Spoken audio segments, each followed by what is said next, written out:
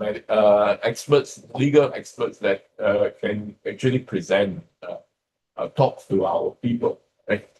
So, and financial matters, if you are interested, also we can conduct that, right, for the members as well as for the community, right? So you can invite your friends or your loved ones to come here and listen, right? Okay, today our health talk is on food and nutritious misconception. Here's the program. All right, we start with a prayer, opening prayer, and then I'll give a short introduction of Dr. Su, and then she will give the talk on food and nutritious misconception. Then we have some question and answer. Those of you who have submitted online, we will answer them. But if you have pressing questions here, you can also ask Dr. Su. And then we have some refreshment, and we'll call it a day. Okay? So let's have a word of prayer first before we start. Dear God, our gracious Heavenly Father, we want to thank you once again for this time. We can come gather together in your house to be able to listen to some experts giving us their expert opinions on topics that are pertinent to us. We want to thank you that, Lord, you have given experts in our midst. Lord, we want to pray that thou will help give us the wisdom also to be able to understand some of these matters. Some of these things can be complicated, can be controversial, but Lord, you know, this is not a simple world, but we pray that you give us the wisdom to understand this. Thank you, we ask and pray all this in Jesus' name. Okay. Right. Okay, so a little bit about Dr.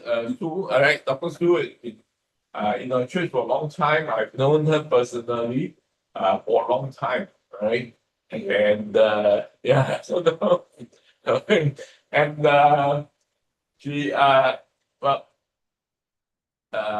she grew up in the church. Actually, she grew up in the church. We thank God that God has given us expert in particular field, right, to teach us things that we may not know, we may not understand, right? And Dr. Su is actually a lecturer in NTU, right, Nanyang Technological University at the NIE Institute, right, of Education, National Institute of Education, and she is an expert in nutrition, health, food. All right. So today, when I know Dr. Su, Dr. Su is a connoisseur of good food. All right. All right. She is the expert in eating good food. All right. So when I heard the topic, health food, now what? As health food, what has good food got to do with health food, right? Because usually good food not so healthy, right? Health food, yeah, you know, okay, you have to eat it, but it's not so good, lah. But today, Dr. Su will give us some misconception we might have regarding this, all right? So without much ado, I ask Dr. Su to give the talk. Okay. Wait, right. Let's see who is online. Catch attendance first. Okay. If you cannot hear me online, you either text our PA, which is Brown Hoon, or you shout, okay, and say you cannot hear us. All right. Of course, we wish that some of you can come online, but some are not well. Okay. I am not a health expert. I can eat for sure. If you look at my size, if I cannot eat, I won't be this size. I teach. I can hear myself echo. I teach food and nutrition in school. Now they call it, in the old days, we call it home economics. Now the new subject is called, it's not new anymore. I mean, for the last 5 years, 8 years, it's called food and consumer education. So if you go to the young people these days, you tell them you are taking home economics, they won't know what they're taking. You have to tell them they are taking food and consumer education. So in NIE, we call it food and consumer science. So I'm a trained home economist. The old-fashioned name is called home economist, okay? So, but now new names, everybody has a different name, okay? I like this misconception topic because I did a survey on this. And a lot of people, and I'm going to write it up into a paper, a lot of people have a lot of misconception about food. So how I'm going to present today is I'm going to give you 10 food myths, right? That you always think that you are eating, or you think something is bad about it or something is good about it, that I think most of you will find that it's misconception. Okay, and we will see. And then if you have any more, you just ask me. I don't have answers. If I can't, I Google for you.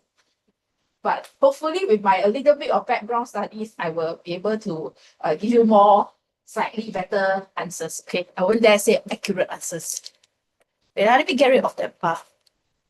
Okay. So if you have a question, you can Google the QR code and send in the questions. If not, you can just shout. There's a few of us here only. Okay. Right, before we start, let's start with some Bible quiz. Okay. What did they suffer from or die from? Who can tell? Who can give me answers? I won't challenge the fastest. Just everybody can answer. What happened to King Asa? Those who came from my previous talk, I mentioned this before. What did he die of? Very common disease these days. Type D. That's right. He died of diabetes. So if you read the verse, he said that he has a problem with the feet.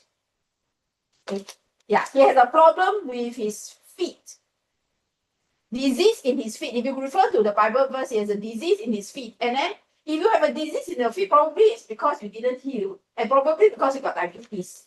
So it's like inferred that he could have got diabetes. Okay. Next one, number 2. Jehoram of Judah. What did he die of? If you look at the verse, it will give you a clue. Sometimes you must flip Bible lah. If not, ask Siri. Oh, cannot use the word ask Siri. Later Siri will fall. Yes. His bowels means like stomach, right? So probably he might have stomach cancer. So much that his stomach swelled and came up, So he probably have a stomach cancer of some sort because it's incurable disease, right? Next one, Judges 3:22. King Eglon, not somebody we really know, of Moab. King Eglon of Moab, what is he? What did he die of? Oops, sorry. What did he die of? Huh? Yeah, but he has a problem. Before he died off, he also had a health problem. What is his health problems? He's very fat, so he probably died of gluttony. He's so fat that the Bible is so funny. The Bible actually says that he could not even draw the dagger of the belly, and the dirt came out. The fat engulfed the blade, And sometimes I think the Bible is, I cannot be frivolous on it, but I think the Bible is quite funny in describing some people. That they went in and cannot pull out. It's because it's so fat, they're engulfed by the fat. Okay, Timothy 5:23. What did Timothy suffer from? What did Timothy suffer from? That he has to drink a little wine. I also didn't know what he suffered from because the Bible is not explicit about it. But I Googled and they say that he probably have a stomach ailment and frequent his illness. He's not very strong in health, Timothy. So he was asked to drink a little wine. But I think he might be suffering from food poisoning. He maybe got IBS, irritable bowel syndrome. Maybe, I don't know. I'm just guessing. Then Daniel, he didn't suffer, but he was told not to. Yeah, not to eat rich food, because he was told in Daniel one day that he will not defile himself with the portion of the king's meat. So I think it's also good because, he, number one is because the meat is unclean. All right. Number two, he doesn't want to be associated with these kind of things, right? Yeah, so that's interesting. Then next one, some more. So what are the general guidelines when we eat? If you want to be very suspicious of everything, then life is quite miserable. Okay, there's something in food, we call it generally regarded as safe, GRAS, GRAS. So a lot of food that we eat are generally regarded as safe. And who are the governing authority in Singapore? Who govern our Singapore food? No. HSA is Health Science Authority, the one who only got health, medical food, medical supplements. NEA only do the garden. Sorry, not garden, hawker center. SFA, Singapore Food Agency. So a lot of people still didn't know. They still think AVA. AVA only deal with animal now. In the old days, it used to be AVA, NEA. Then they set up Singapore Food Agency. And Singapore Food Agency handles all our food. Unless you are a medical, like a supplement or medical pharmaceutical, then go under HSA. Okay, so that's also something that people don't know. Right. So some guidelines. First of all, we'll be thankful. God gave us food. We'll be thankful, right? For every creature is good and nothing to be refused is received with thanksgiving. Okay, so please receive food with thanksgiving. So don't be too fussy about food, okay. And then second thing is from Matthew 6:23 to 33, you can 25 to 33, you can read the whole passage, but basically it's to tell you to be contented with food. I used to say, oh, 很饱，饱死了，饱死了, eat until full until I die. Then my uncle scolded me, My uncle is a very nice guy. Those who knows my uncle, he doesn't scold people, but he told me off once. He said you should be thankful that you people food and never say that you will die of eating too much. Because it's a blessing to have food. So I never say that sentence. I just said it, but when I'm eating. Okay, so we be thankful that God gave us food, and then we are not suffering, and we are not having we don't have issues buying normal food. Some people have even issues buying daily food to eat. Don't talk about expensive food. Nobody's asking us to eat expensive beef, expensive crab, expensive lobster, but normal daily food we should be able to afford. Okay. And then, of course, sorry, I'm not used to this clicker. Okay. Remember our church Galatians 2:10. Remember the poor. So remember, of course, the poor, and not to I think don't indulge. We shouldn't be indulging, okay, in very opulent kind of lifestyle. Okay. Anyway, nowadays, as my age is growing older, since Mama said I'm in church for a long time, means we are all growing in the church for a long time. I'm starting to have things like what gout lah, high blood pressure, a little bit of each already, so better control ourselves. So even if you give me very good food, I cannot appreciate very much now. I can only maybe eat one mouth and be happy about it. So don't get ourselves too sick. And of course, last is please God, don't please ourselves, because of course gluttony is sin. Whatever therefore you eat or drink and whatsoever you do it for the glory of God. Okay, because eating is a very basic thing, and it's something that you can indulge easily. Okay, but then of course there's consequences, either health consequence or so on. Okay, so let's start with the number one of the food myth. Does MSG cause hair drop? Yesterday, I went dinner with, yesterday? The day before, I went dinner with my friend. Straight away, she said, yeah, this thing got MSG. I can feel it. Straight away, she screamed murder, MSG. Believe in that. I did a research on MSG when I was for year 4 of my university. Then I tell people, if can, don't add lah. You won't die not adding MSG, right? But MSG actually is not scientifically proven to have side effect. I can tell you that. Okay. Why? This look okay, but look too healthy. Where your MSG? You don't use MSG. How to make good egg fried rice? This is just white people egg fried rice. MSG is the king of flavor. If you sad in life, use MSG. If you happy in life, use MSG. Put MSG in everything. It'll turn it better. You just get a baby, put MSG on baby. It'll be better baby, smarter. And that's done. Time to plate up. The colours are still vibrant. No. Okay, Uncle Roger can be very good. So if I use Uncle Roger in class, I censored off all the not so nice words. And my auntie say the same thing to me. 我讲係冇味精啦，no， 幫佢put 味精 in the meatball sure nice the 味精。She will tell me add a bit of 味精 in the meatball. You know, it's not the meatball no kick. You know, her famous Chinese New Year meatball. You know, that everybody covered, you know, wow, I got 5 meatball, precious must distribute one. No? So MSG, you know, so what is MSG? If you, I give you a bit of science, okay? If it's too much for you, just ignore it, all right? Just listen. So MSG is something called the glutamate acid, all right? Glutamate acid and monosodium glutamate. Can you see the word glutamate is the same word? So glutamate is actually something that is formed in our body as well. Of course, the glutamate that you buy MSG, the bottle from, of course, they don't derive from humans. They just derive from plants or they derive from bacteria. So, long and short is there's no side effect that's proven, right? That's proven. But then how did it become a racist thing? How did it become even an issue? I must tell you the history. It's very interesting. Okay? So this is how all 3 molecules typically look like in your body. So it's a bit chemistry, ah. But let me tell you what happened. Many years ago, many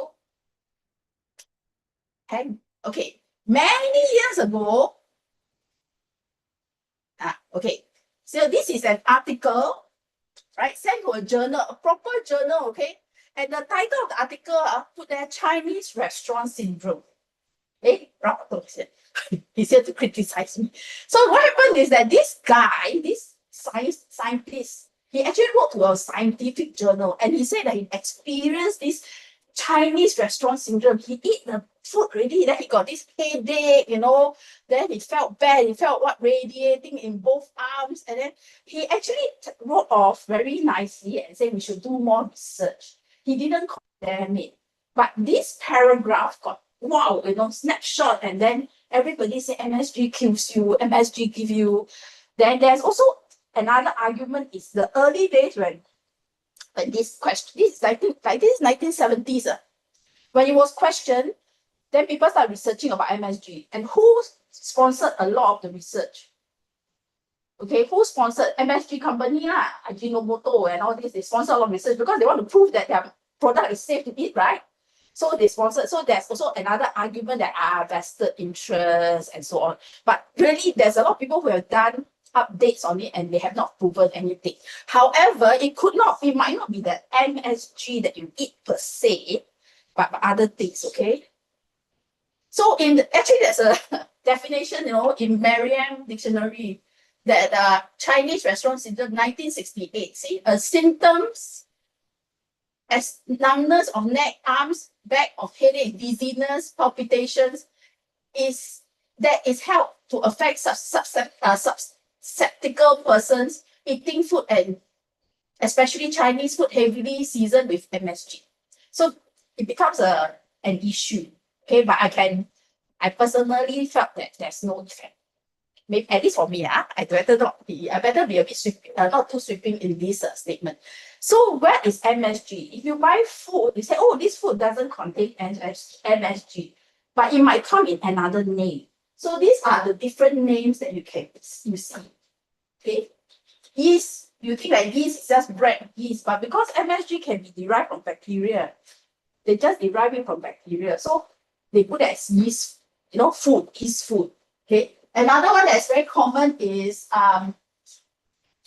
hydrolyzed yeast protein or vegetable hydrolyzed vegetable protein. Okay, so this because MSG is an amino acid, it's a protein. It's not protein, it's an amino acid. Amino acid you build up as a protein. So sometimes people come with different names. Okay, so I've done research on this. and not. So I think it's not. Second myth, I'll go quickly because it's not interesting. The interesting ones are those that are questioned. I receive questions. Is GM food will turn you into an alien? Huh? People call GM food what? Which one is true? GMOs are what? Are they? Oh, sorry, a bit slow, the screen. I already moved on already. Is it an ingredient? Is it a Franken food? So if you Google GMO or genetic modified food, you see pictures like this when you stitch an apple together, then it give you the Frankenstein look. So it's the media. The media is a very scary thing. All right, it can give you a lot of misconception. Is GM food all processed food? Okay, and the product of breeding process. All right, so the same friend, I hope she's online. I don't know if she's online. She'll scold me if she knows that I talk behind her back. The same friend that told me that she get MSG attack, she was telling me, oh, I cannot eat China soya bean. I can only take American soya bean. Then I laugh, American soya bean or GMO. I said, oh, American soya bean and genetic modified. Then she's like, oh, here they have a lot of misconception because they think that, okay, American soya bean is genetic modified. Mostly are genetically modified. It must be bad. Then here she is saying that, oh, I can eat GM food, but I cannot eat MSG. So a lot of confusion in the among us. So what is GMO? I will not go through the details of what is GMO, okay? If you are interested, you can read up. Sorry, it takes a while, it's lagging. So what you see on screen is not what is flashed here. It will come out soon. Okay. So basically, traditional methods of production is you breed, right? You maybe hybrid, crossbreed. You say, oh, this parent plant, you put together, we breed, not hybrid. Like your cars are hybrid cars. So, oh, this is traditional, where you do natural selection, okay? You do mutation, selection, breeding, like seedless watermelon. You always think seedless watermelon is GMO. It's not. It's just that put it in a box, then it goes into a cube. Okay, just like apples, you want words on the apple, you just cover that part so that part doesn't get the sun. Then, the pigmentation change, then it becomes that. Okay, right. So you want an egg to be a square, the cooked egg. You just cook the egg. When it's warm, you put it in a container that's square, right? A cube, it will become a cube. It will take the shape of the container because the protein is still, you can still shape it, all right? So a lot of things are not GMO, right? So what is GMO? GMO is that they take the trait. For example, this trait in the plant will attract certain bugs. If they can switch off that gene, right, just like our hair color, our eye color, you can switch off that gene, the bugs will not come, for example. And there must be a reason why you want to GM a food, genetically modified food. It's not cheap to GM a food. It's not like scientists are crazy, everything wants GM. But there must be a good reason why you want GM. Okay? The first GM product that's in the market is the tomato. The Fleur tomato. In fact, Fleur tomato nowadays, they don't even produce it because it's not cost beneficial, it's not economical to produce that. But there's other things that are GM. So I give you the list, okay? The commercialized GM food. The commercialized GM food at this moment, these are what is approved. So don't everything also say it's GM, it's not. And we don't GM, we only GM the raw ingredient, that one ingredient. Okay, so if you use, like, say, squash in a dish, all right, it's not that the whole dish is GM, it's just that squash is GM, or beetroot, or potato, okay, or plum, canola, a Polish canola, not all the canola, Argentina canola, cotton, a lot of cotton fabric is GM. So when there's GM, what's the opposite? Organic, right? So again, organic is, I better don't say this because I'm recorded. Very dangerous. Because GM and organic is like two different spectrum. Okay, because organic is good husbandry by right. Okay, but what they do behind the scene, we don't know. And organic is not like what you imagine to be like, oh, little animal farm, very pretty. The sheep everywhere, the cow everywhere. It's not now. Organic is just as massive as you can get, as a mega farm as you can get. You don't have to supply organic cheap. It's just that in the beginning, because they have to convert the soil and they have to make sure the soil is not planted by GM food, and so on. So they have to isolate the ground. So in the beginning, organic food is very, very expensive. Nowadays, you see organic food getting cheaper and cheaper, right? It's coming because it's becoming mass production as well. Just that they do not use maybe certain things, like they not allowed to use hormones. Okay, like chickens, fish, sometimes they put hormones, right, to help them with the growth. Again, hormones is not proven to have bad effect. But everybody say they eat hormones, then become very, very big. I think it's more the amount of food they eat that makes them very big than the hormones they eat, And then they are not allowed to use chemical or not chemicals. They can use chemicals for organic food. They cannot use synthetic pesticides, for example. So certain things, certain regulations must be there. Okay, and provided the checks are strict, the checking, the organization that approve the organic status, they must be strict, because if they are sloppy, people get away with things, right? Maybe in the event that they want to increase yield. Okay, right. This one more popular question. Is it okay to eat sugar from fruits? So everybody say, oh, don't add sugar to your drinks. Everything 0%. You drink the bubble tea, 0% is good.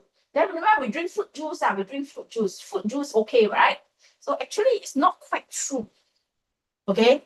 So what is good about drinking fruit juice or eating fruits? The good thing is that fruits have sweetness. And humans naturally like sweet food. Okay? It's done already, sensory-wise, okay? Babies, they give them sugar, they give them salt, they give them, like, say, sour taste and bitter taste. The baby will smile if they give you sweet, if you give them sweet taste. The moment they taste sourness, they will cringe, they will not like it. Don't say bitterness, but sweetness is natural in our body. We love sweetness, okay? And sweetness in food is good because it's inside the food. It's usually inside a capsule or a skin or in the meat. You have to break down. You take plain bread. You take a piece of plain bread and put it in your mouth. The bread has no sugar, but the moment you put it in your mouth, how come bread is nice? Because bread is starch, and starch will break down the sugar. So you like sweetness. That's why people like to eat bread. People like to eat rice and noodles, because it will break down to sweetness ultimately. The moment you bite into it and chew it, okay? And you also have fiber and other vitamins and minerals, especially if the fruits are fresh or the vegetables are fresh. But if you drink fruit juice, unfortunately, there's no cell wall, right? There's no fiber. Whatever you eat is sugar, is solid sugar. You get very energized eating sugar because it's sweet. It goes straight into your blood. It dissolves and goes straight into your blood. You get energy. That's why you must drink people runners and all this, they drink energy drink. Okay? When I'm very tired, when I have to teach 2 classes in a day, in between I'll drink chicken essence. Oh my God, it's high in sugar actually. Why people drink Red Bull? It's full of calories, okay? But it's not good for children, especially children, because children drink a lot of fruit juice. I'm not saying adults don't, but must be careful of the cavity. So if you give them fruit juice, they must drink water after that. They must brush their teeth. Don't give fruit juice before they sleep. Number 1, the sugar makes them high. The second, they have to brush their teeth again. Okay. So even milk, because milk or milk sugar. So by right after drinking milk, you must brush the teeth. Okay. Okay, I want to introduce something to you called glycemic index.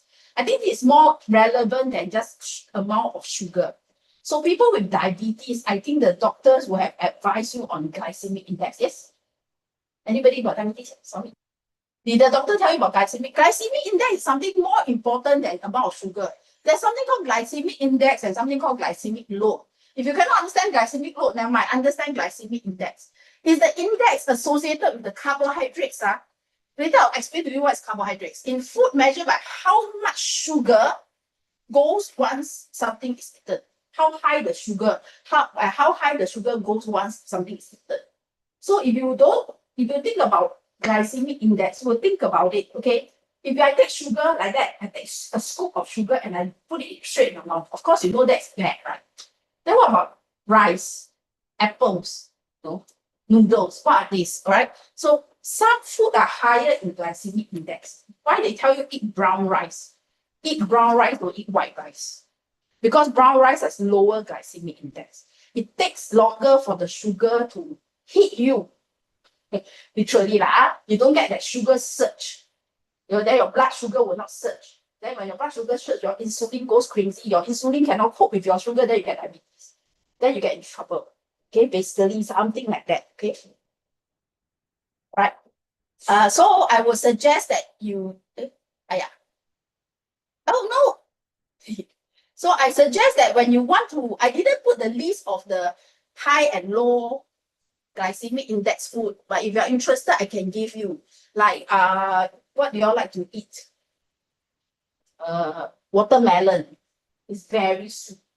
So I think those with diabetes, the doctor will tell you, oh, don't eat this, don't eat that. So things that have less fiber, you just remember one keyword lah. If you want to eat sweet things that has a lot of fiber. What is sweet and has a lot of fiber? That's not a very good example. But that is a good example, but we shouldn't be eating sugar cane. Okay, because the one's very high in sugar. What is good? Pumpkin, potato is not so bad. What else? No, people eat potato for fun. What is good?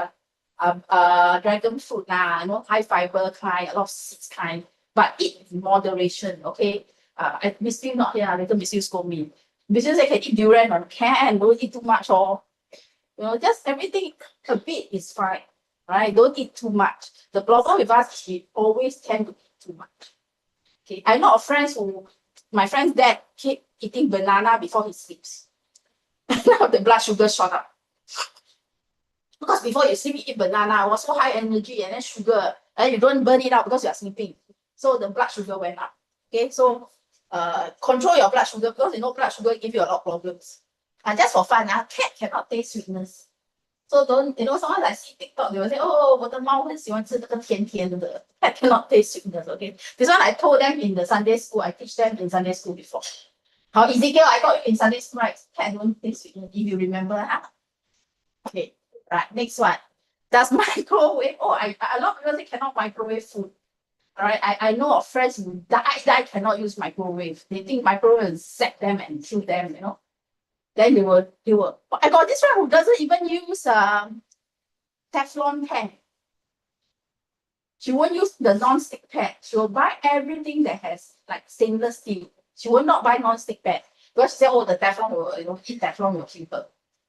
True lah, to a certain extent, you must be eating a lot of it. So if you use things like Teflon, all right, if you scratch, then you don't use. If you scratch, even your enamel, it's enamel. Lam tea, is it called lam tea? Last time my mother always have that metal blue color, green color enamel, lam tea. Is it called lam tea? My Hokkien not very good. If it's cheap, you also cannot eat, cannot use. If it's the paint come off, also cannot use. So that one also toxic. So can microwave kills you or kills vitamins? All right. So what is microwave, right? Microwave is just electromagnetic wave, right? Maybe we need the engineers to tell us, okay?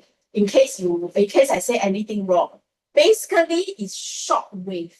It shouldn't be able to radiate you like the X-ray machine, like those radiation machine. It won't. It's short wave. It will not reach you that kind of impact. It's as good as the sun rays. The rays from the radiation from the sun. We stand in the sun, that kind of radiation. You will not die standing under the sun for a short while. Unless you go and bake yourself until you don't get into trouble. But you don't stand in front of the microwave long enough. You don't stand for 2 hours. You stand for a few seconds or a minute or two the most. right? Who go and stand in front of microwave for 2 hours getting radiated? Nobody does that. In the first place, microwave is not supposed to, it's supposed to cook food very fast. So you usually do 2 minutes, 5 minutes. And usually press already walk away, right? You won't go and stare at the microwave. So you won't get that kind of radiation. Okay? So, right? So a leaking door doesn't typically pose a significant health risk. So in case that you worry, if my door not tight enough, or you always think that the microwave door is very thick and all this, in case the leak out the microwave, it actually doesn't really affect you that much. So don't be too skeptical about it, okay? All right. So what does this is a bit small. If you talk about vitamins, you must know there's 2 types of vitamins. There's fat-soluble vitamins and water-soluble vitamins. I use this corny joke for my students to remember. Does fish have vitamin C? Fish. Do they have vitamin C? No, because they swim in the sea and all the vitamin C will have dissolved into the water. And not a joke, not funny. Yeah. Because vitamin C is water soluble. There's fat soluble, that's water soluble. So if you eat vitamin B, vitamin C, they are water soluble. A, D, E, K are fat soluble. So if there's no fat, the vitamins will be retained in the food. If it's a fat soluble vitamins, right? If it's a water soluble, the moment you cut the vegetable and you soak it in water, what will happen to all the vitamin C? It will leak into the water. So if you drink soup, my next question is it good to drink soup? Bo tong Cantonese, Chinese, Hokkien love to bo tong. Bo. Is it good to drink bo tong? Of course. It depends on what you bowl lah.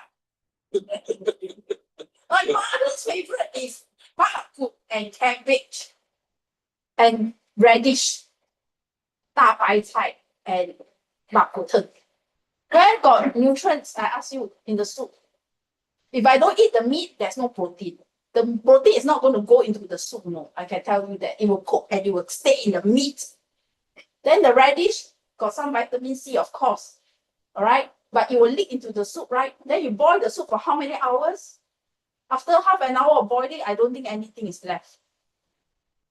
So you eat, then Mary, oops, cannot name names. You are like, don't eat the meat, the meat not nice already. Then you don't get protein. You don't get anything from the radish because 没有味道了, everything's in the soup. So you're just drinking the soup to make you feel happy. Unfortunately. Okay, if you say you put ginseng, you put枸杞, you put, I don't know, all the Chinese herbs. Yes, maybe the herbs have functional properties. So after you extract it out, it's good for you.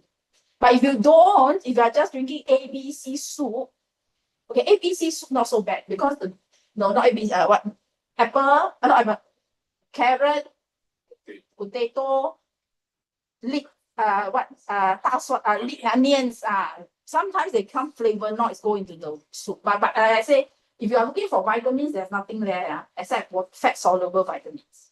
Fat soluble vitamins A, K, they don't get destroyed by heat. Usually they are quite sturdy. All right. So normal boiling won't kill them. Okay. So if you are just drinking bak kut teng, that is from the what is that called, from the chicken rice sauce nowadays, they sell a lot of dun tak, right? If you don't eat the liao, the meat, there's nothing in the soup. Unfortunately, I hate to tell you this, but it's true. Okay, so you can see that some are lipophilic, some are lipophobic. Lipo means fat. So it will not. Why is it that your vitamin C sometimes they put it in oil and all this? Because it will capture the vitamins. Okay, so I can send you the slides. You can slowly go and read. What else? Yeah, that's about it, right? So cooking food by any method does tend to cause some of the nutrients to break down. So no matter how you do some form of cooking, you will lose some nutrients. Okay, so microwave cooking is actually one of the least likely to form damages to the nutrients because it takes the least time of cooking, the less time. So if you zap your food for a few seconds, it actually doesn't kill, it kills less, like say vitamin C, vitamin D.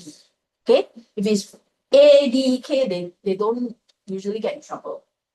Right? Vitamin D, you can stand in the sun, you can get vitamin D already. But these days, I notice a lot of friends are having deficiency in vitamin D because nobody goes in the sun. So 一点点太阳是好的 right? 一点点太阳是好的 Okay, so I continue. Number what already?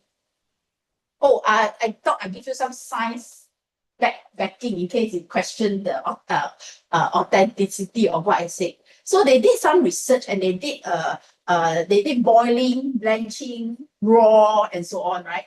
And they found that microwave actually, this is, you must read carefully, this is not a table. Some are percent loss, some are by weight.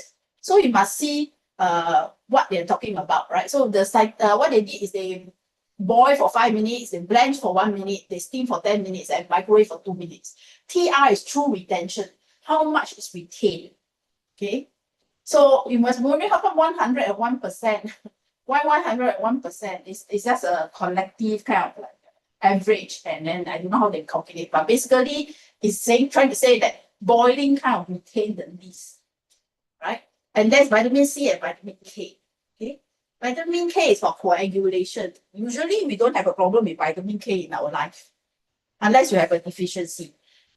Most of us care for vitamin C because vitamin C help to fight immune, help to strengthen our immune to fight diseases. Okay. Yeah. All right. Okay, next one. Number 5. I got 10.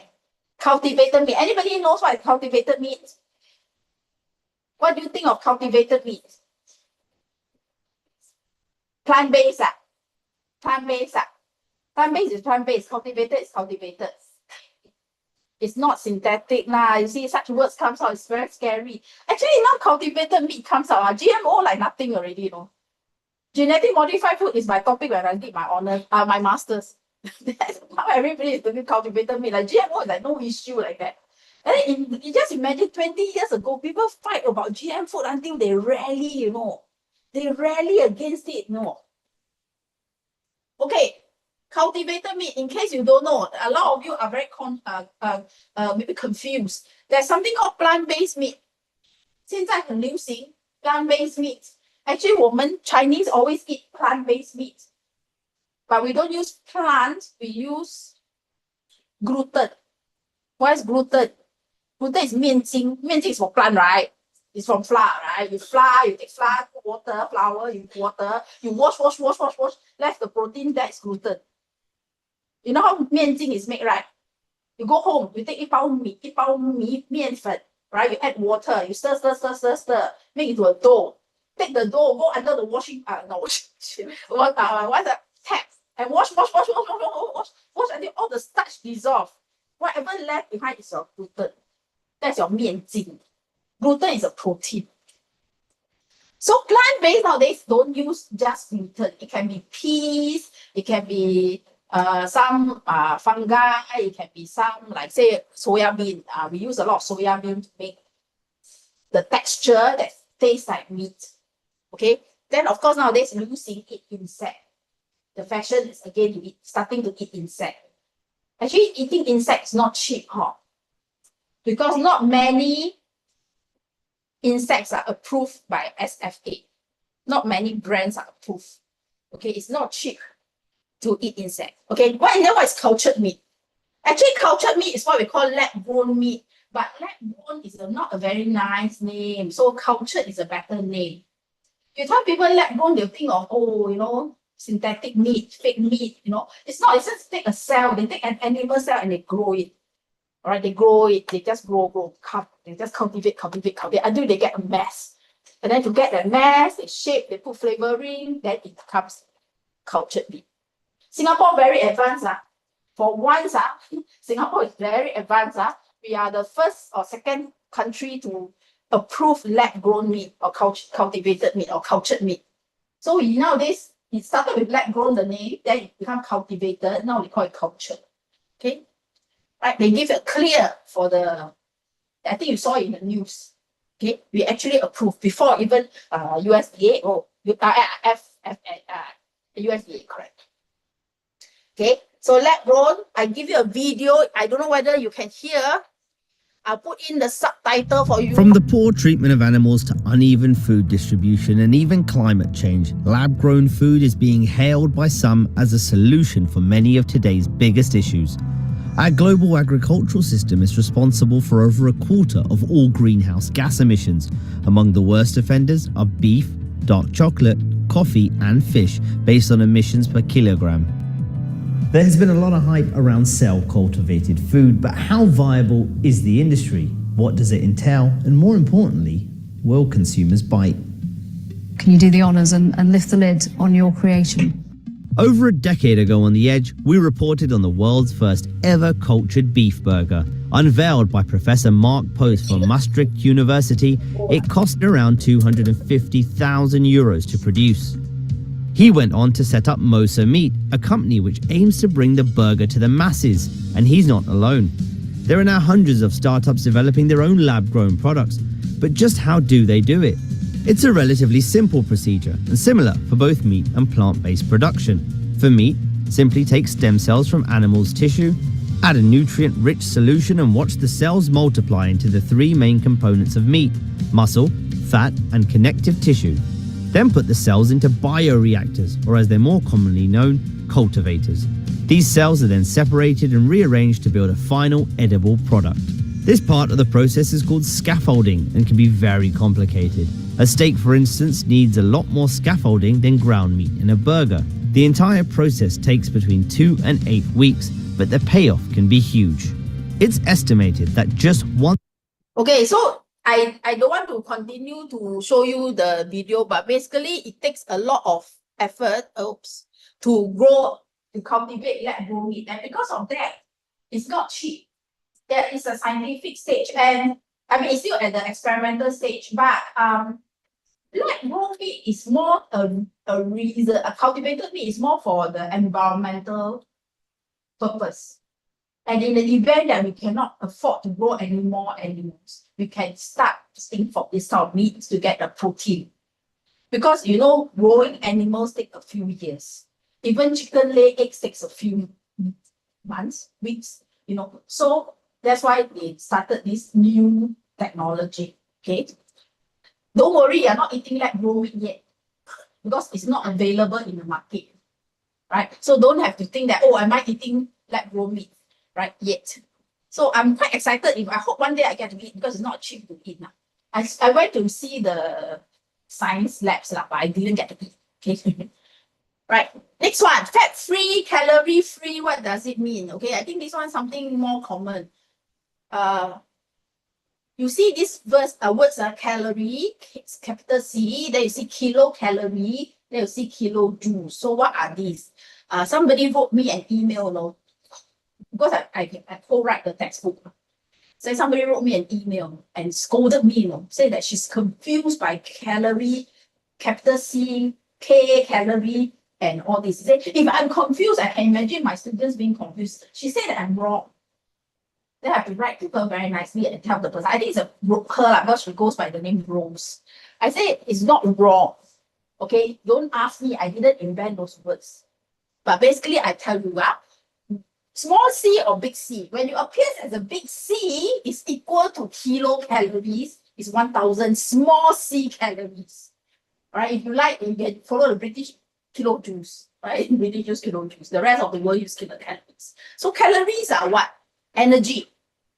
When you eat sweet, you eat Mentos and all these Fox sweet, those clear sweet. Now I don't really eat sweet these days. They are what we call empty calories. That means they give you nothing but calories, nothing but energy. Is it good to eat energy? Is it good to eat calories? Of course it's good. How can you say it's not good? If you don't eat, then you get how to bola to zhou. Sorry, I like to burst talking. Bola, we got energy to work. The impossible, you cannot say you don't eat. Even if you eat protein, even if I eat a lot of protein, I also get energy. I eat fats, of course I get energy. I drink alcohol, also I get energy. But our Singapore Okay, not Singapore, everywhere in the world, they will not tell you to take your calories from alcohol. Nobody health conscious people will tell you take your calories from alcohol. Okay, those people will say, "Oh, I'm drinking to get energy." Yeah, those are excuses. Okay, because you don't get drunk, that's then you get in trouble. So 1 gram of carbohydrates, okay, 1 gram of carbohydrates and protein is 4 calories. 1 gram of alcohol is calories. Okay, so if you eat a lot of fat, what will happen? It will be converted to extra calories. Extra calories will convert to body fat. Anything extra will be converted to body fats. Okay, I'm a living example, right? So you see, okay, all right. So next one, can you eat more than 2 eggs a day? Oh, very good. I have supporters here, okay? So before I go into how many eggs you can eat, let's count cholesterol. I think it's not the eggs per se, it's the cholesterol that you're worried. And then the joke is dietary cholesterol comes from animal-based food, 300 milligram per day or as low as possible. That is the recommendation. Recently, they found out that dietary cholesterol doesn't actually affect your body cholesterol. That was a very old, passe research that you eat a lot of cholesterol, it will make you have your blood cholesterol will go high. It's not true now. They found that actually food cholesterol affect very little your blood cholesterol. It's unfortunately, your lousy genes, our lousy genes, okay, or our lifestyle, and so on. Okay, right? So you must know what is LDL and HDL. HDL is the good one. You will pick up excess cholesterol through your body and take it back to the liver, and then it will come out. But if your LDL is very high, if you go and do your blood test, please do your blood test so that you know what's your HDL, what's your LDL. LDL is a low density lipoprotein. Okay, high it's funny the way it phrase high amount of LDL.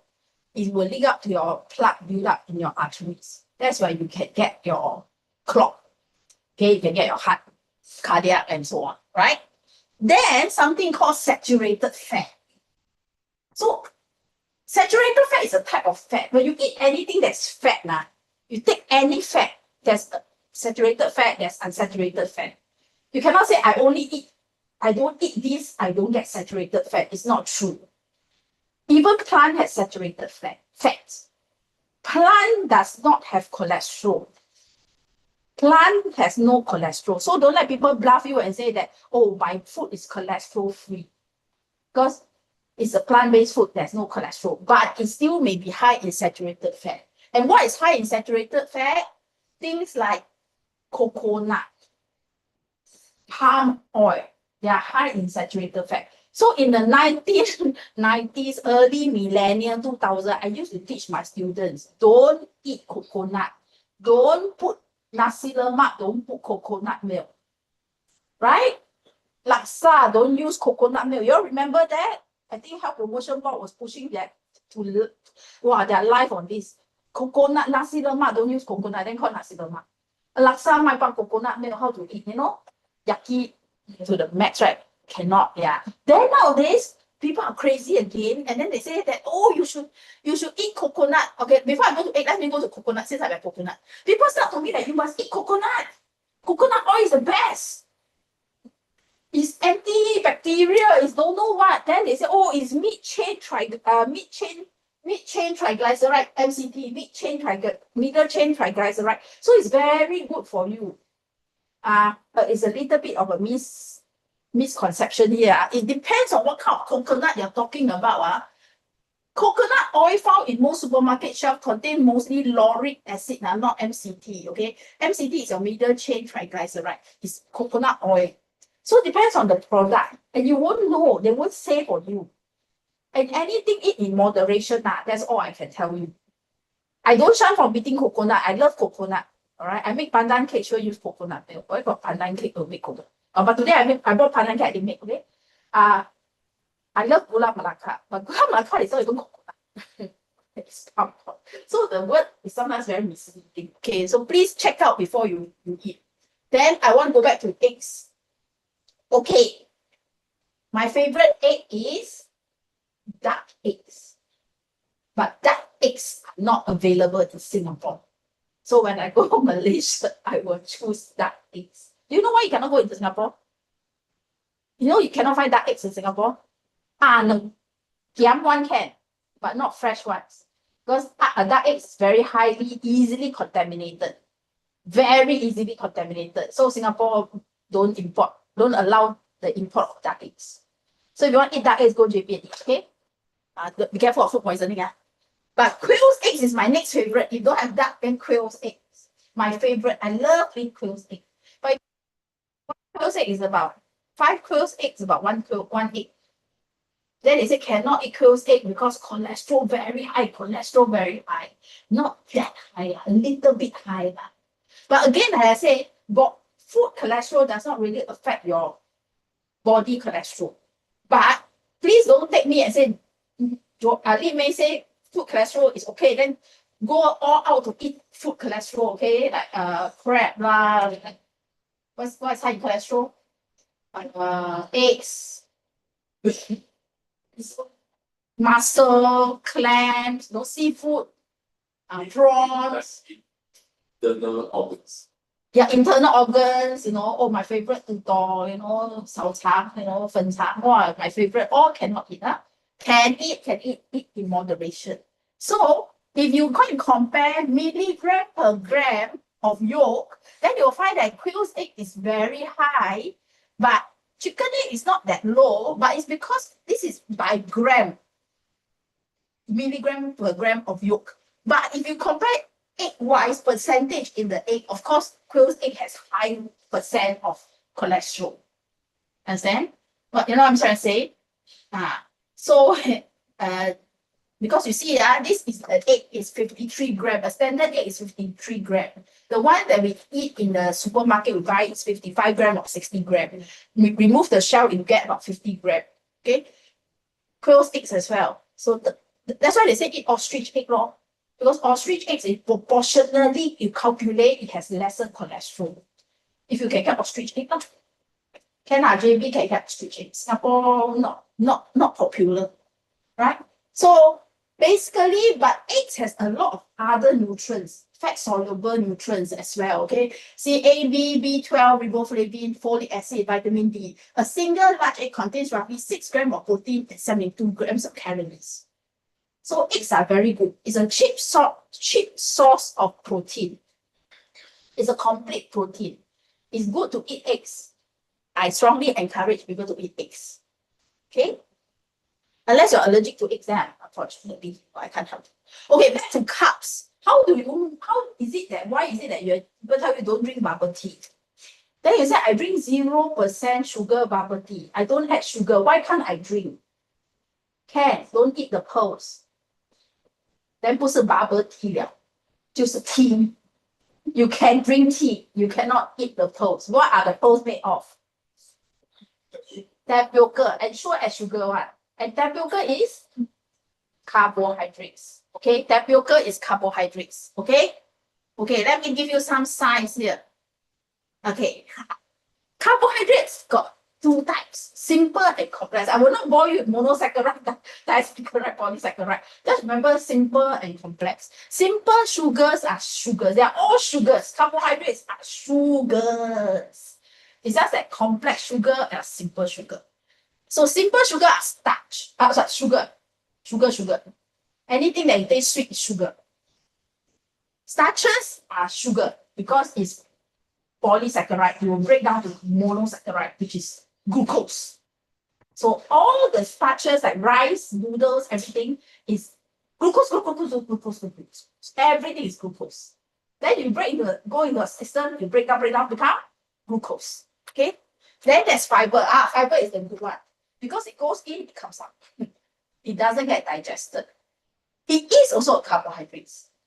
All right, it's called a non-starch polysaccharide. Okay, that's why people are very confused. Why such big names?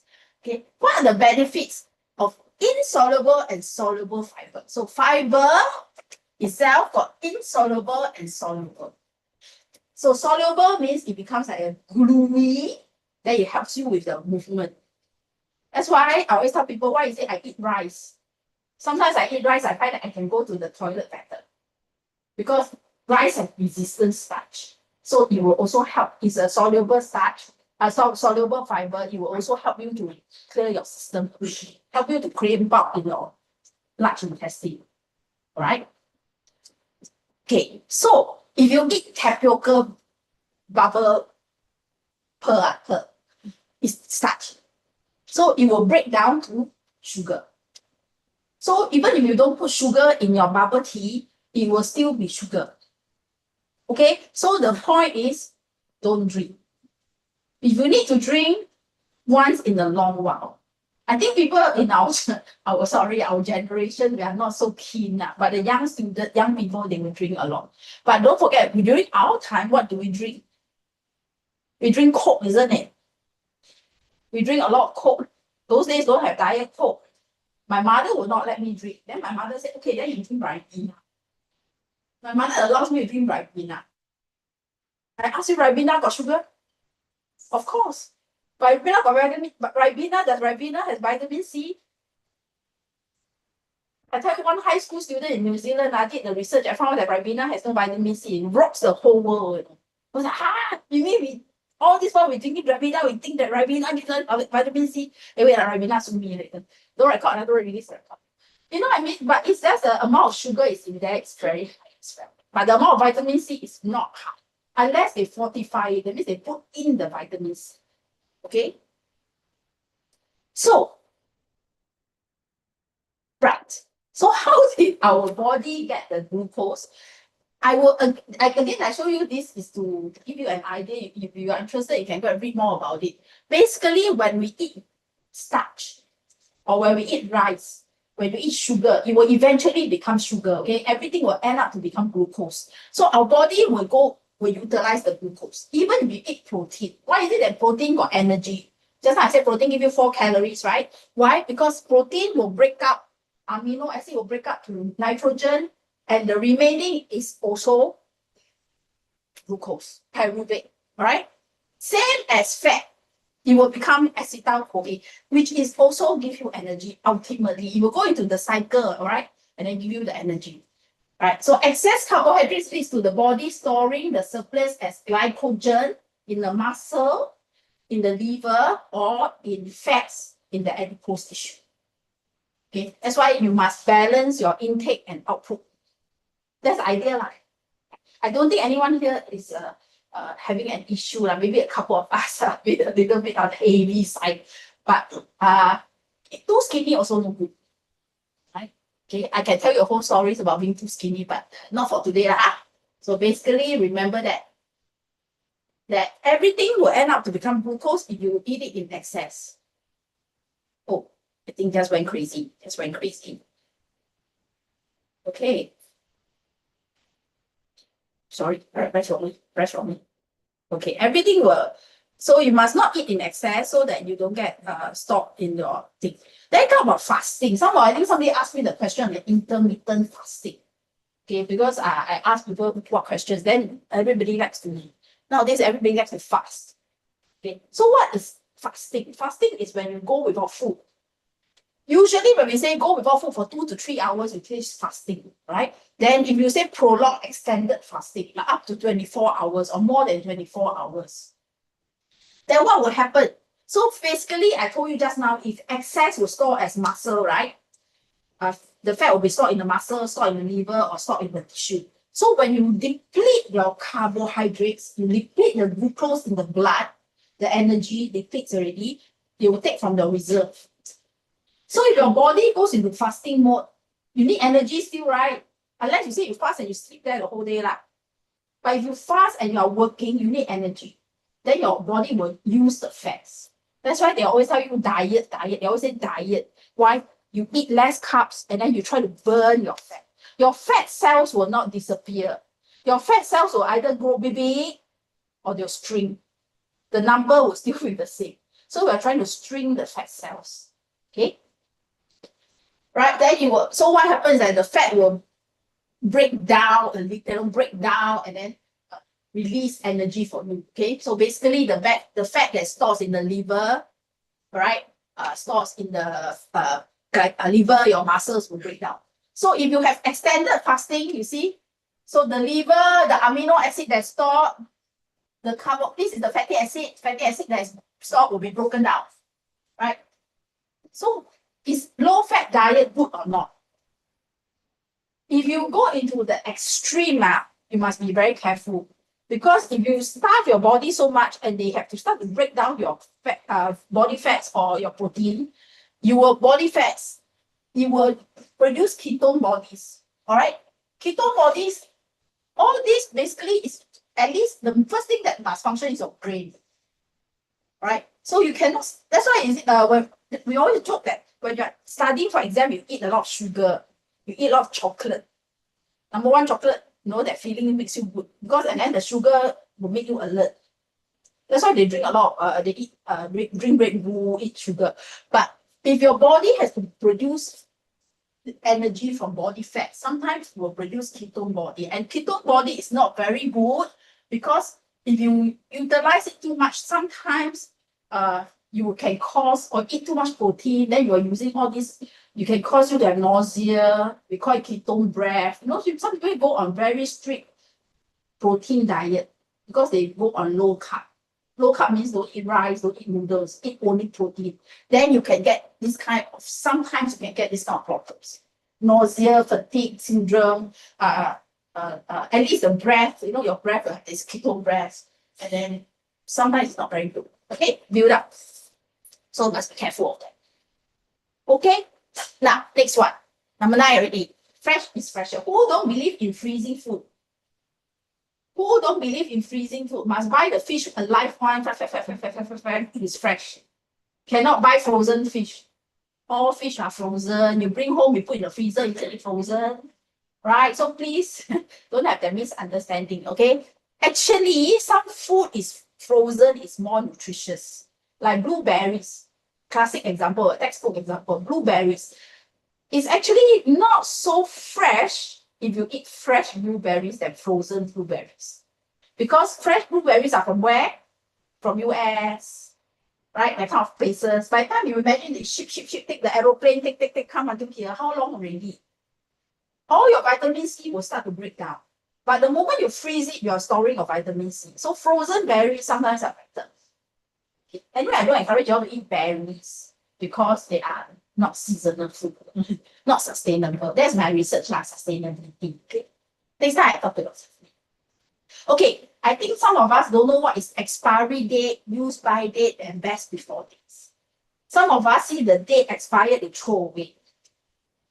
All right, I'm infamous one in my school. I work now, my students say, suddenly I'll cook for my students. I don't cook. Those who know me know that I don't cook. The day that I cook for my students, they will look at me and say, you're giving me expired food again, is it? I say, it's not very expired. Usually, definitely in our pantry, sure got some expired food because we don't finish using. Then suddenly you see me cooking, then they will say, you must be feeding me expired food because I so stingy one, I won't give them food one. I say, yeah, it's a little bit expired, right? So what is expired, right? So expiry date is that it's best not to be eaten because it may not retain its normal wholesomeness, nature, substance, and quality past the date. Some expired, the flavor change.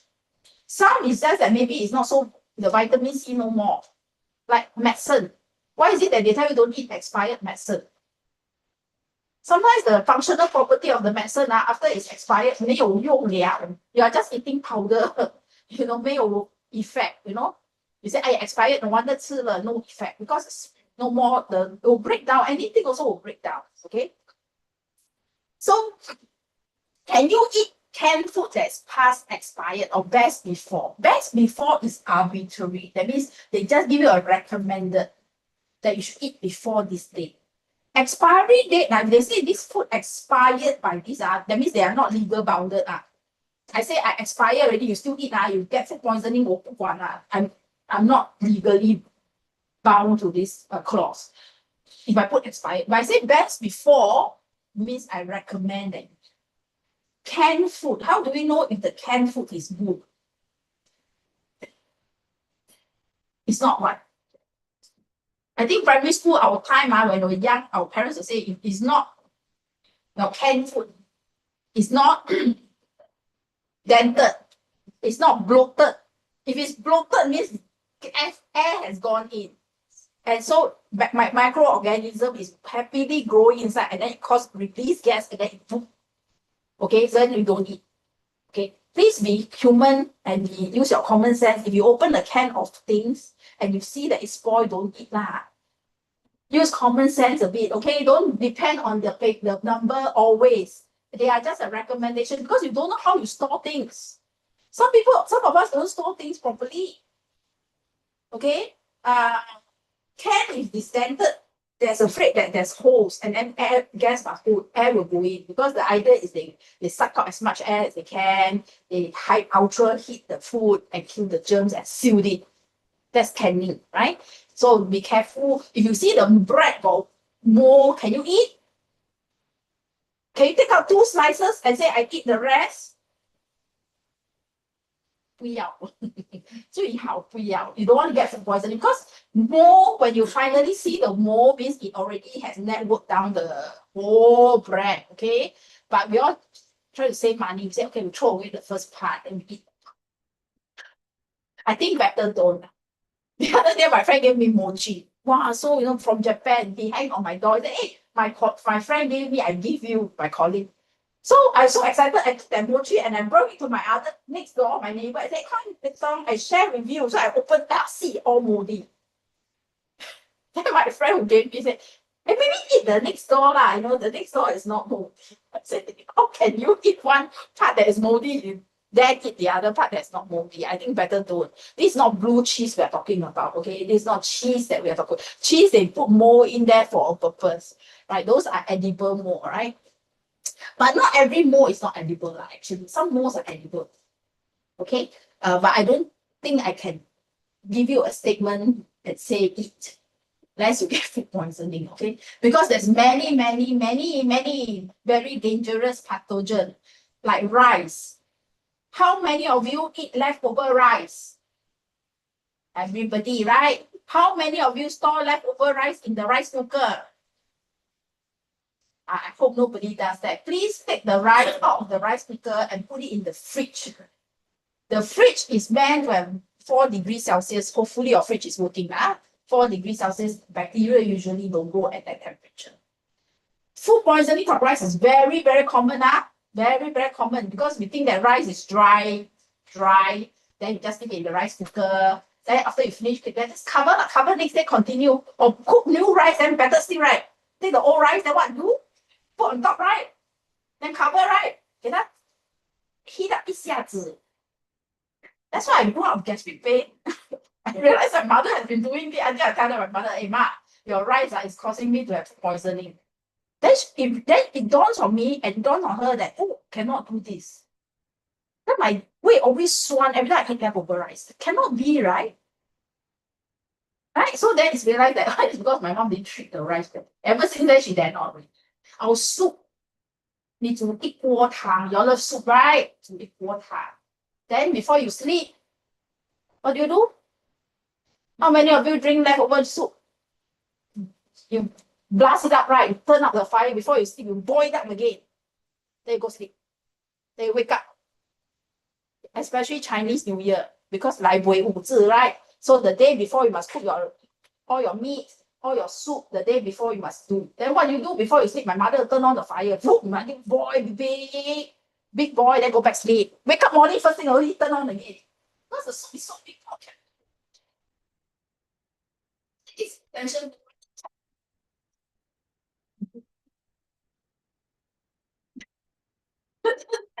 It's right. So my mother, 5 million. Then put it in the magic pot, and then because I say this classic, especially steamboat, all the leftover. So please be careful with leftover, okay? The best is don't cook so much, then no leftover. The moral of story is not to have leftover. Or don't say never mind. My auntie will tell you, I eat so many years of leftover, bo dai ji. You happen to be the one that didn't die.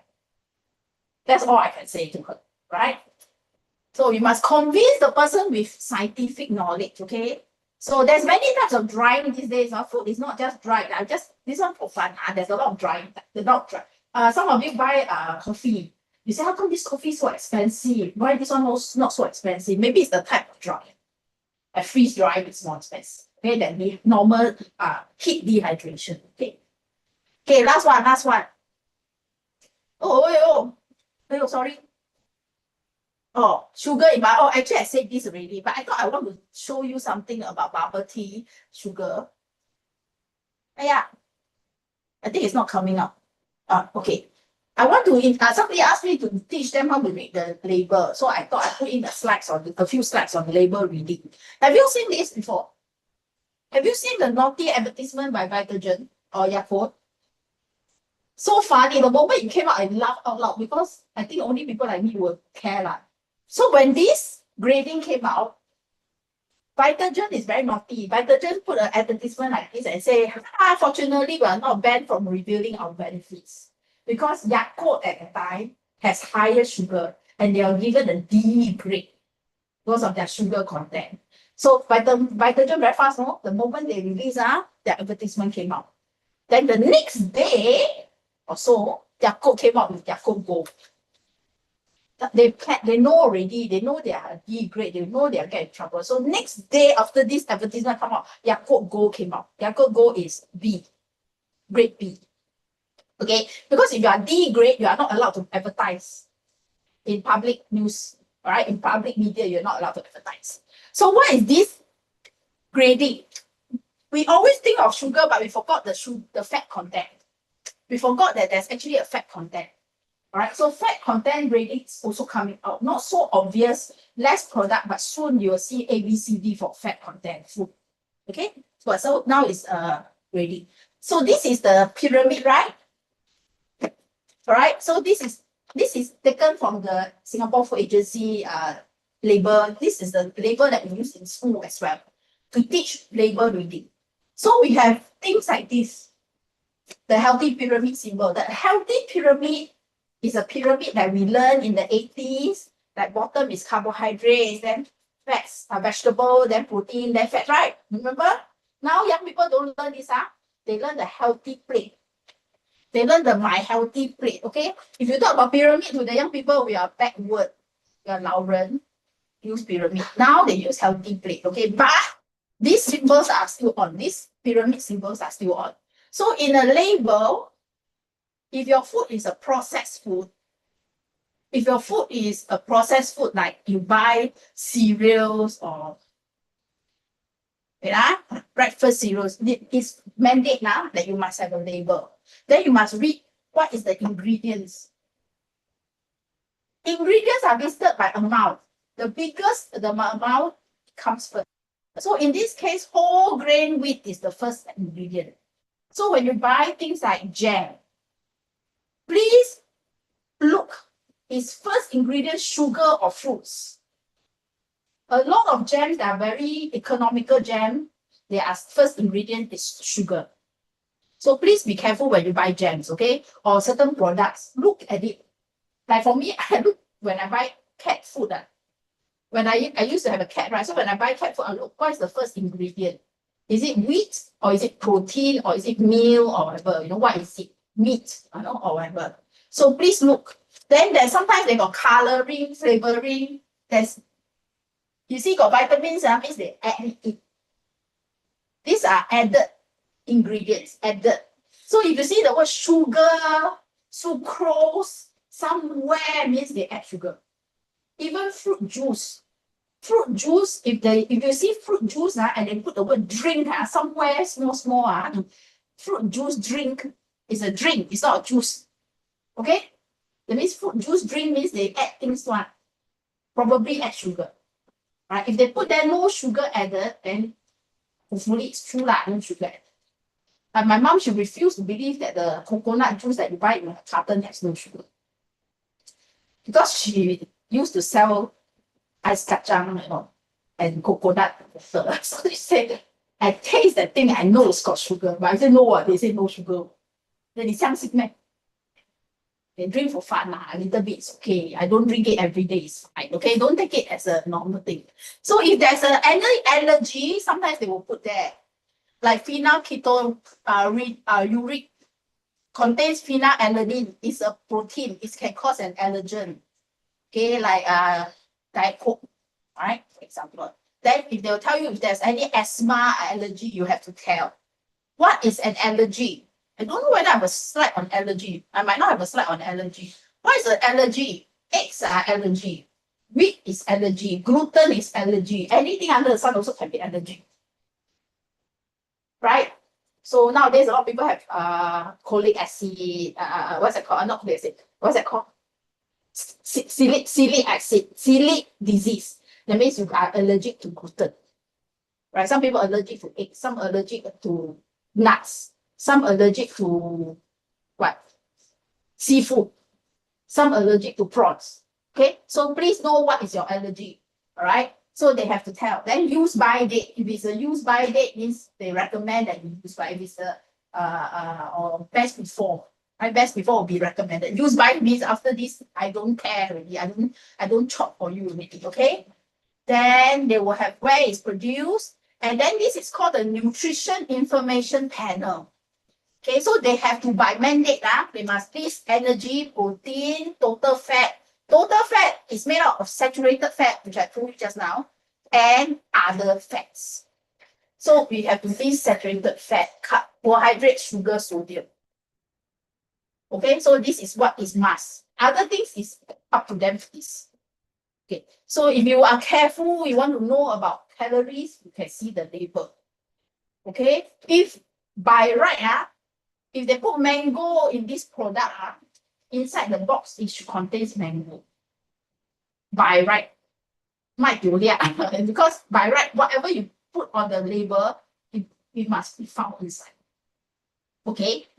Right? If you put on the label that you put mango and then inside don't have mango, they must put a disclaimer somewhere that says mango not included. You read carefully, okay? Sometimes label, the picture very nice, right? They say, oh, not included. They just show you how it's presented. Okay. In Japan, it's very interesting. In Japan, the size of the food is exactly what is printed. It's quite cute. Okay, so please go and be careful if you have an allergy. So now this nutritional healthier choice symbol, we call it a healthier choice symbol. Can be fat, can be sodium, which is your salt, sugar, whole grain, saturated fat. This is in comparison to a regular product.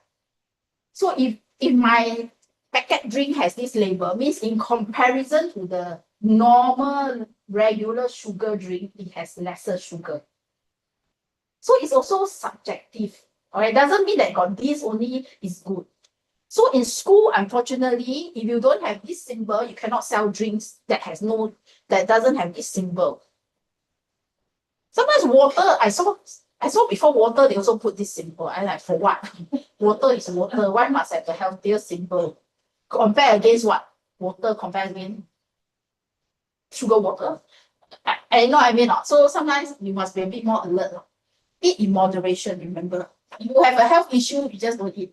Okay, somebody mentioned microplastic. Okay, that's why this is addition. In case you are wondering what is microplastic. A lot of things we are using today produces microplastic. Plastic, you know what? Plastic chairs, plastic. But what is microplastic? It's very, very, very small particles of plastic that can get into the environment. It's very, very small. So it gets washed into the river, washed into the, sewage, and then it gets into our human body.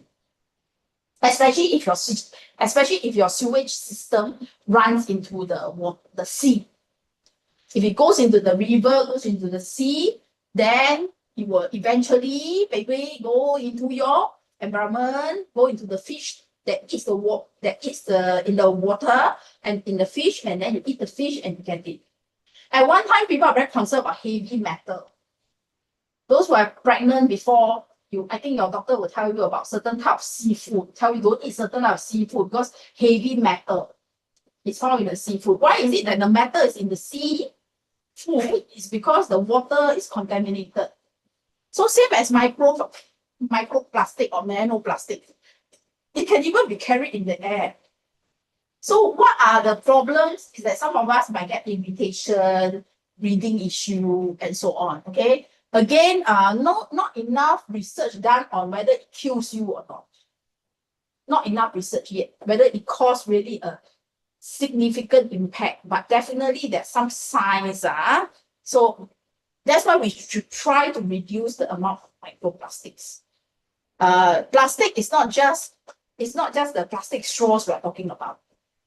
We are talking about even cosmetics. I'm sorry, I use a lot of cosmetics, even softener, things that give you foam, things that cause you to have a thickening effect. Like you want a pasty kind of foamy effect. They actually put some microplastic. You want some shimmer, they will put some microplastics. Okay, besides shells, of course, natural way is shells to get the shimmer. Sometimes they use plastic. You want beads, you want the beads that you scrub, you want that scrub feeling, those are some microplastics. Okay, tires, plastic, even clothes. Clothes produce a lot of microplastics. And so on. So it can go into anything, and then you can end up in your human body. Okay, so that's something that I want to say, and that is all I have to say. Oh, I'm good with time. So Proverbs 23 verse 2 say, "And put a knife to thy throat if thou be a man given to appetite." So this is reminding me not to be gluttony. Don't eat too much. Okay, that you give in appetite. Okay, right. That's all. Thank you. I'm good with time. Any question? Can we don't talk about food anymore? And then in future, let's talk about money, investment, and so on. Get some investor to come in. Okay, I'm done with my slides. Yes, question. Low fat milk. Harvard did a study on this low fat milk and regular milk. Children, I think personally, don't go on low fat when you're very, very young. Drink breast milk is the best. Right? Breast milk is the best because breast milk itself is actually not very high fat. Right? Then I think for children, cut down on sugar rather than cut down on the milk fat. Yeah. Cut down on sugar food rather than milk fat. I rather you don't give them ice cream. Because ice cream is actually milk plus sugar and fat. So ice cream is thickened fat, literally cream, right? Because it's cream. So cut down on like donuts and all this high sugar food, rather than cut down on low fat milk. Unless your kid just loves skim milk, then then that's a better option. Like my nephew only drinks skim milk. Yes. Ezekiel got question. I thought I saw an ad. Yes. Again, the literature will tell you, they cannot tell you how many eggs. Personally, I stop at 2 or 3 maximum. But that is because I don't per day. Because I don't eat a lot of meat actually. I'm not the kind that eagerly seek out meat. Because you see, our Asian diet, you must understand, we are not like the Westerner diet. Every day they have a 200-gram steak on the table. Or they have a 200-gram chicken on the table. We eat a lot of vegetables. So our protein intake might be very little. So if you don't have a cholesterol problem, I don't see a reason why you cannot have 3 eggs or 4 eggs. I don't have a cholesterol problem.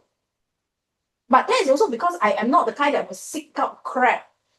I will not go eat mussels if I have to. The only temptation I have is lala.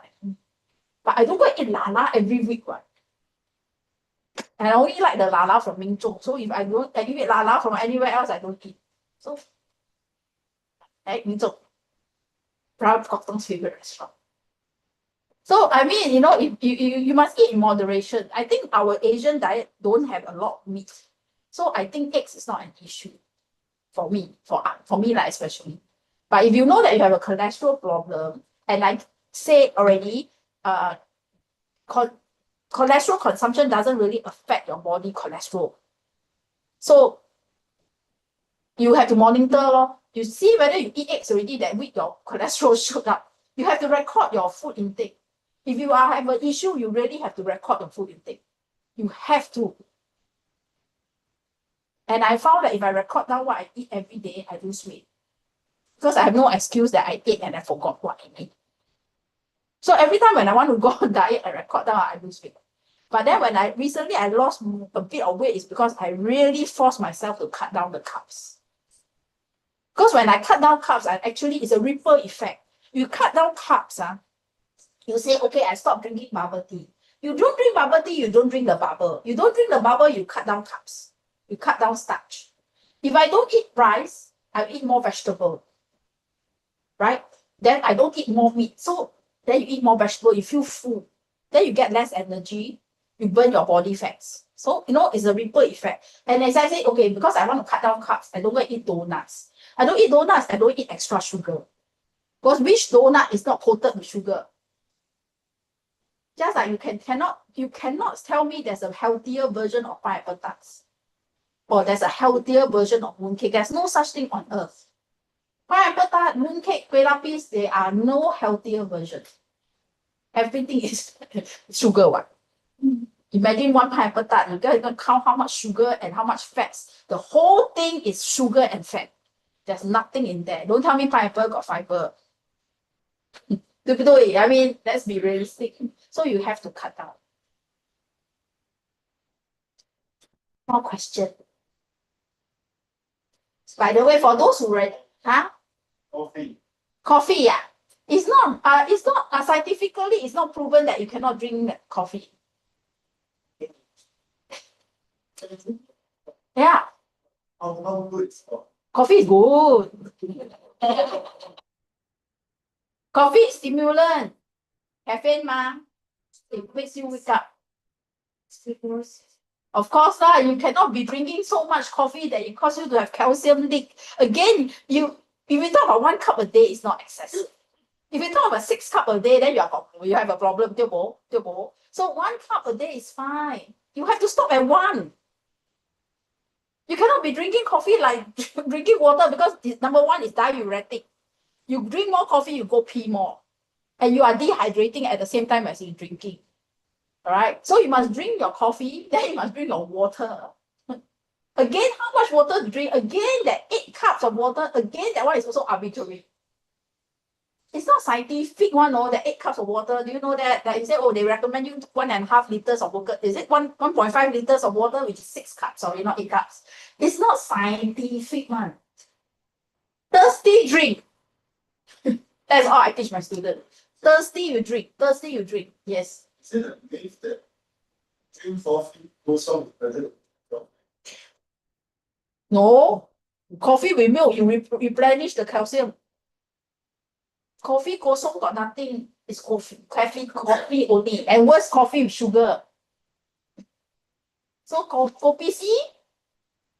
Is it better than kopi? Is kopi O better than kopi C? Better than kopi? Is kopi C kosong? If you don't have a health issue, what it would be? But I have a health issue. You cut. When before I gout, I see myself. Now I got gout, I see me myself. Right? Because I don't want to be in pain. So I've maintained quite well. These last few weeks, no pain. Last few months, no pain. Okay. Must be careful. No, I go Malacca. You see. At the start of the trip, don't go and eat crab. Go and eat crab at the end of the trip. You know, that kind of thing. Because I kena before, I ate crab before I fly to, when I was in Korea, then I fly to the States. The whole week I was in pain. So I learned that. You want to eat steak, right? Keep it to the end of the trip. So when you go home there, you suffer in Singapore, not so bad. Don't suffer when you're on holiday because you will need to walk in. So, I mean, if you have no allergy, why then you go. Like my father will say, I'm old, I'm not dead. Don't keep giving me told me, always give me told me. He refused to told me. You know what's told me, right? I got unpolished rice. The whole packet returned me. So, as long as you eat in moderation. And he's already 89. Okay. Not too bad. Yeah. Is the difference with the brown rice, red rice? Oh, okay. Oh, let me draw a picture. You see, rice got a layer. It's called the bran. BRAN, the skin like that, with outside is the husk. So if you buy a rice that has the bran, it has a layer of skin. When you polish it, it become chobi, unpolished rice. We call it unpolished rice because they don't remove the skin. And that one is very high in fiber because it's red in color, high in antioxidant. Okay, because when you eat high in fiber, your body takes time to digest, to break down the starch. Then if your glycemic index, remember I mentioned, will not be so high. It will not shoot up so high. So it's better to eat unpolished rice. If it's brown rice, actually the bran is removed, right? It's just that it's not so polished, that's all. So it has a little bit more nutrients. So brown rice actually a bit iffy also, slightly better than white rice. Because white rice is very polished. Polished, I don't like white color. So brown rice has a bit more higher fiber. So it's like your same story as the kopi O, kopi C story. Kopi better than kopi O, kosong, brown rice, unpolished rice, brown rice, white rice, and so on. Cut down.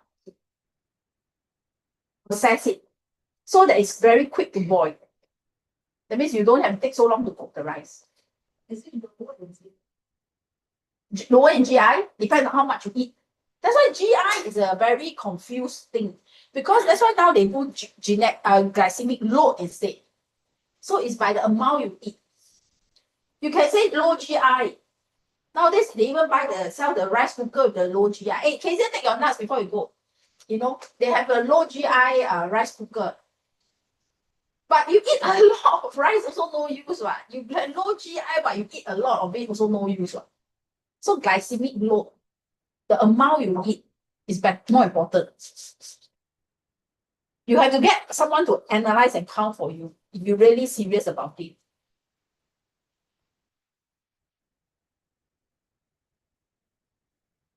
Because when I'm on diet, I really actually have to sit down and count and do my work consciously.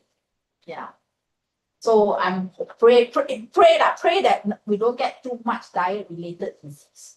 Pray that we can control in time. Cannot be excess in everything. So when you're very, very skinny, also very dangerous. Very skinny, very dangerous. Okay, fat, of course, we know of the problems with fat, but too skinny also got problem. Okay?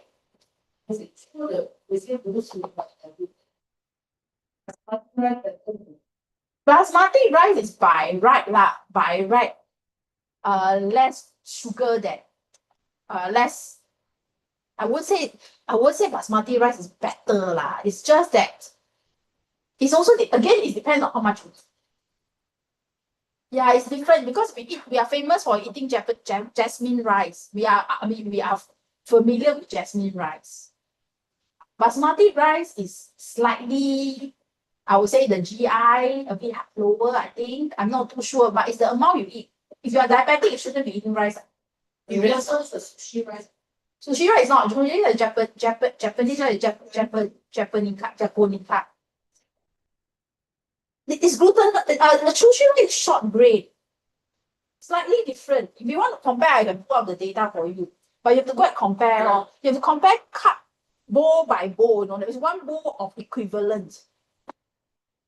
You can still eat white rice, just eat less.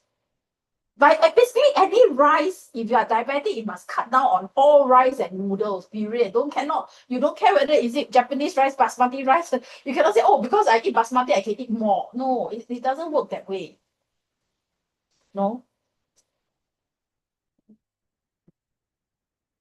If you want to compare, I would say don't eat noodles.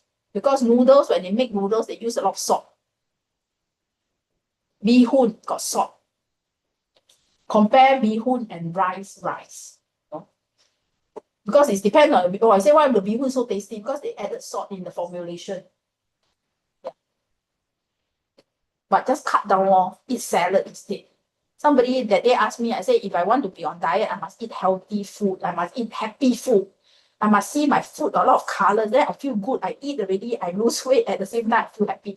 Don't go on diet that make you miserable. Eat every day. Eat bird food. Eat rabbit food. 吃你看你能打鼾多久，不能打鼾的。So must be happy. Yeah. Anyway, people got put hands up? Like nobody cares about the hands up. Who hands up, huh? Why we would like to shout your answer? Oh, you got so many questions. Oh, no lah, no question. Joyce, Joyce, you got question. Oh, Joyce, oh, Joyce. So Fan asks, how about air fried food? Will it harm? Air fried food, long story. You be careful of air fried, air fryer. Air fryer, you go and watch CNA, Channel News Asia, they make a documentary on it, air fryer, very good. When you turn up to 215 degrees, 220 degrees, and you air fry like nuggets, favorite, right? French fries and nuggets, it can actually create acromelite, which is a byproduct, is cancerous. So air fryer can crank up very high, but that is if you air fry high fat food.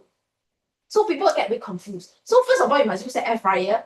If you use oven at the temperature, also the same. Second condition is deep fried food. So you heat up very high temperature of deep fried food is as good as you deep fry the food and create byproducts. So air fryer can also create the same byproducts. So the moral of the story is don't eat high deep fried food that much. Okay, so air fryer, yes, you use less oil, but if you crank up and heat up high fat food, remember, you can also cause byproducts. Cancer, carcinogenic. Okay, then another one is how to shop for coconut milk that has MCT. You have to read lah. Virgin coconut. Don't use olive oil to deep fry because every type of oil has a smoke point. So when your smoke point is very low, the moment you fry it, you will create smoke. Ooh, then that's also carcinogenic. So you can use that canola oil, peanut oil, soya bean oil, and so on. Like olive oil is actually quite low smoke point. Like it's like butter. You know when you fry butter or you cook with butter, a lot of smoke, right? Then the turn black very fast, right? Because it degrades very fast. So when you fry things with butter, you have to do very quickly. Then don't crank up your fire. My mother, she warm that for walk hey, every day you walk hey some more. I tell you, I said, no matter how many pots I buy you always spoil my pot. Because the pot are not meant for wok hey. Our pot, coated, ceramic coated. She destroy already because you every time wok hey. So you cannot blast the flame up anymore. Then the oil you use, you have to be considered. Like that day, my friend tell me, oh, this is very good oil. Camellia oil. New product. We were at Fuhua, they were selling camellia oil. It's a type of oil. It has a high smoke point. Apparently now you use it. I don't know. You can go and check it out if you want. And then she's asked me about what boil again. I just don't boil lah. I tell you, don't boil lah. Don't eat leftover because of food poisoning. Not so much of the nutrient loss. Nutrient loss is only vitamin C probably lost. Okay, other vitamins still probably there. Protein will still be there. But I worry about food poisoning. A lot of us get food poisoning, especially when you're old. Sorry, 我们老了, 我们的 system cannot handle food poisoning. Okay, that will be the last thing to die of is food poisoning. So embarrassing if you die. How to die? Food poisoning. Okay, not very nice, the way of die. Okay. Sorry, any more question? I think no more question. Who put out the hand? I cannot see that. Who is hosting? Who put out the hand? Me, No, not me, right? I put up a hand myself. I think no more question. I got question, text me now. I'll see you in camp. Then we discuss more, okay? I think it's 3:40 already. It must end already, right? Yeah, we overshot already. Thank you. Those who are registered, I write your name on the nuts. So you can take your nuts. All right. All right. We want to thank Dr. Su once again for us this talk. Actually, a lot of information. Okay, much information for us to process. Okay. Yeah. You have any questions? Okay. Do ask her personally. Come to church. Do ask her personally. She can explain to you more. All right. So yes. Also, just to remind you, just now I said it before, if you have any topics that you would like us to discuss during this particular health and medical and health talk. All right, so do approach me, give me your topics that you can. There are a lot of topics that we can actually discuss. As I was saying, discussing with this brother, he says there are a lot of medical topics. All right, some we have the expertise, some we may not have the expertise in house, but we can always see who else that are friends or colleagues that might have the expertise that to bring you the top. Right. So okay, now we will have some refreshment for you behind, and you can partake of those refreshment. Right before we have the refreshment, we ask the Ramco to give thanks, Doctor. Thanks. Well, we're going to there's a time that get everything.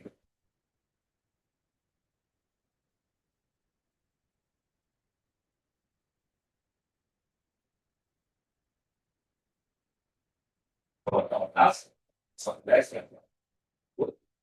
and getting name issue in Thank you.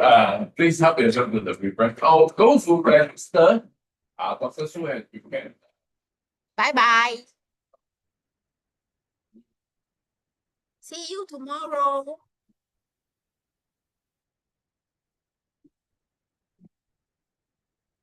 Yes, it's something. Welcome.